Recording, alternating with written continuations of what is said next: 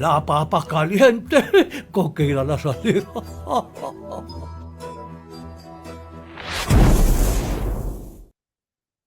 6:16, 6:15 de la mañana, Elkin. Primero quiero preguntarle cómo me escuchan, cómo me ven. Listo, muchísimas gracias. Pues vamos a iniciar esta ronda de papas calientes con lo que tuvo que ver en el Congreso de la República frente a un debate de control político que se le hizo al gobierno nacional, a la Agencia Nacional de Infraestructura, al Ministerio de Transporte.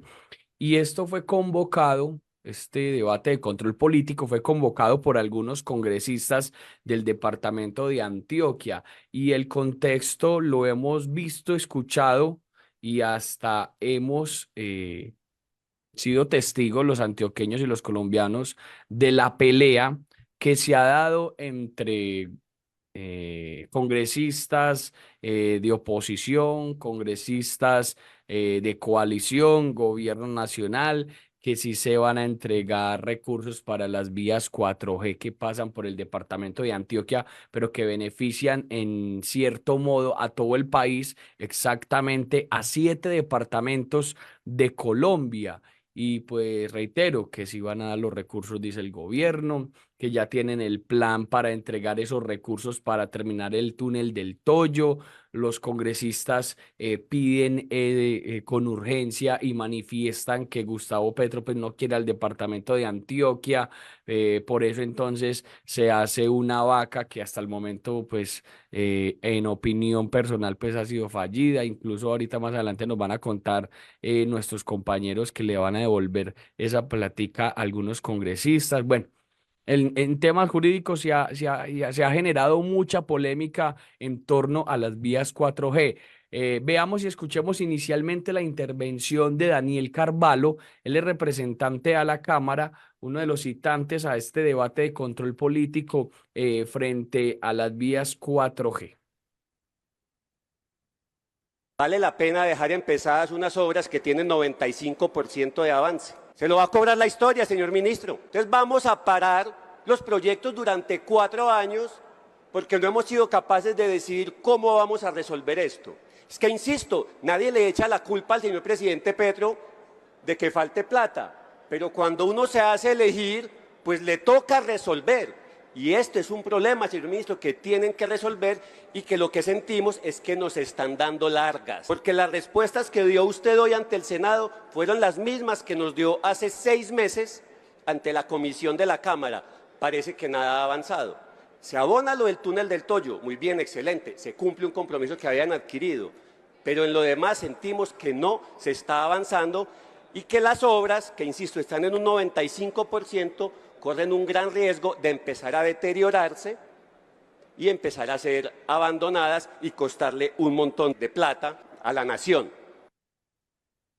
Ahí estaba la intervención del señor Daniel Carvalho, pues reiterando que esas vías 4G en su ejecución van en un 95%. Pues claro, faltan 5% y que de alguna u otra manera no se pueden utilizar de la mejor manera para el transporte departamental y también nacional. Dice lo siguiente el señor Julián Peinado, quien también es representante a la Cámara por el Partido Liberal, estuvo también en este debate de control político frente a las vías 4G. Veamos y escuchemos al señor Peinado. La vorágine. ¿Ha leído usted el libro de la vorágine, señor ministro? ¿Recuerda usted que la población era disminuida en su carácter y en su arraigo para concentrarla en el fondo de la selva y lograr de ellos, primero, mantenerlos bajo una falsa promesa? Segundo, divididos en discurso de odios. Más o menos, ese es el análisis politológico que se hace del libro La vorágine de José Eustacio Rivera, querido médico. Esto me lleva a hacer varias conclusiones.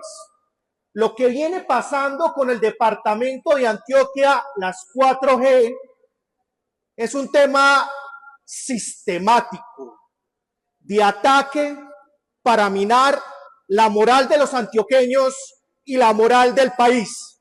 Y usted, ministro, se está prestando para quedar en los libros de historia quien alcahueteó en contra de los antioqueños una de las peores ofensas a la dignidad de quienes pedimos se respeten los compromisos asumidos con vigencias futuras.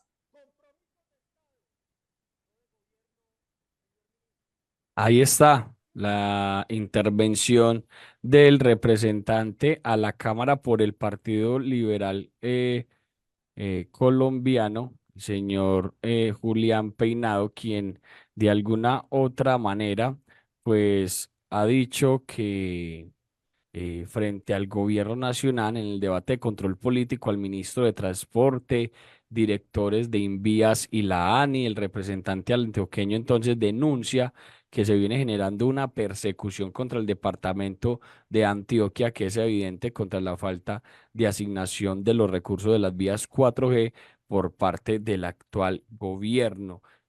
Paréntesis, por el día de hoy, el presidente Gustavo Petro estará en el Bajo Cauca antioqueño visitando algunos sectores de esta subregión del departamento de Antioquia, así que vamos a estar muy pendientes de lo que pase en torno a la visita. Me imagino que lo recibirá el señor Alejandro Toro, representante de la Cámara, la senadora Isabel Cristina Zuleta, y pues esperemos que la visita del presidente Gustavo Petro sea pues en beneficio del departamento de Antioquia, también del Bajo Cauca antioqueño. Continúa entonces con el representante a la Cámara por el Centro Democrático, el señor John Jairo Berrío, que en su intervención también dice que Gustavo Petro se equivoca al estar pues en contra del departamento de Antioquia. Veamos y escuchemos al representante a la Cámara, el señor John Jairo Berrío. El presidente en sus alocuciones dice que estas vías son para los ricos y finalmente ya el presidente nos muestra la perla que dice que esas vías van del poblado a las fincas de los ricos en el oriente antioqueño. No, señor, aquí no es diciendo mentiras. Este debate es para que nos digan verdades, les digan las verdades al departamento de Antioquia, le digan la verdad a los paisas y le digan la verdad a Colombia si hay plata para las vías o definitivamente no hay, para saber qué hacemos nosotros también. Muchas gracias. Ahí está. Dijo en su intervención la senadora ya de coalición, estamos hablando de Isabel Cristina Zuleta, abro comillas, que le quede claro al país, el gobierno de Gustavo Petro le ha cumplido a Antioquia, entregando los recursos comprometidos para las vías 4G y lo va a seguir haciendo. Decir lo contrario es mentir de manera descarada, es estar en campaña de difamación. Es politiquería barata, es lo que dice Isabel Cristina Zuleta, pues en defensa de Gustavo Petro. Escuchemos. Yo lo considero necesario para darle claridades al país. Yo creo que lo más importante es que el país sepa que el gobierno de Gustavo Petro le ha cumplido a Antioquia. Le ha cumplido no solo antes, lo va a seguir haciendo. Y yo estoy absolutamente segura de que los compromisos que se adquirieron con las 4G va a honrar su palabra, porque el gobierno de Gustavo Petro honra la palabra, así como ha honrado y respetado los contratos. Y de esa manera quiero empezar, porque no está bien que en la opinión pública quede el mensaje que se ha querido posicionar en Antioquia de que Gustavo Petro y nosotros, la bancada del pacto histórico, no le han cumplido a Antioquia, y mucho menos como antioqueña orgullosamente de esas montañas, de mi territorio. Soy petrista, no como el representante que nos dejó aquí confundidos, petrista, fiquista, no, petrista. Petrista desde que entendí que había una posibilidad de que un gobierno pensara primero en la gente humilde, en la gente más humilde de nuestro país. Ahí está entonces la intervención de Isabel Cristina Zuleta en defensa entonces del gobierno de Gustavo Petro. Claro, es del pacto histórico la senadora, y quien de alguna u otra manera sale en defensa por el tema de los recursos de las vías 4G. Entonces, esa polarización nos va a seguir dejando en la mitad a los antioqueños.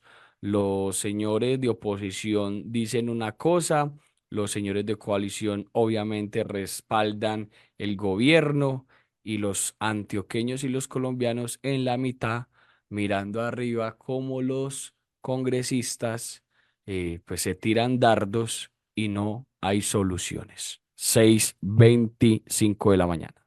Muy bien, ahí está todo el compendio, lo que dijeron precisamente los congresistas antioqueños en torno a la vaca. Pues yo respeto su postura y su opinión, pero yo no hablo de una vaca fallida, primero porque la vaca todavía está. Entonces yo no puedo hablar de algo fallido que todavía continúa. Y segundo, pues hay que esperar cómo termina la vaca para establecer si va a ser fallido o no, pero igual respeto su postura.